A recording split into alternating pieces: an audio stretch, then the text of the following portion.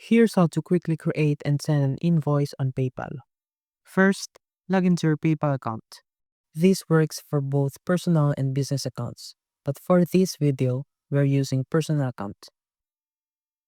On the home page, there's a Create an Invoice option. You can also create an invoice from the Send and Request tab. Both work the same way. Now, click Create an Invoice.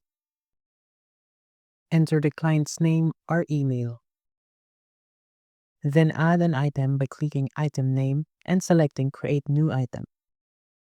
Choose whether it's goods or services.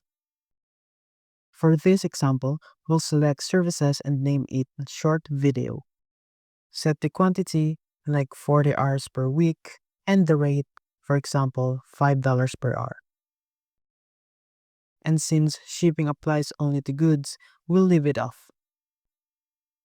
There's also an option to add notes and upload attachments if needed. Now, click Send. And that's it. The invoice is sent. If this video helped you, please like and subscribe for more helpful tutorials.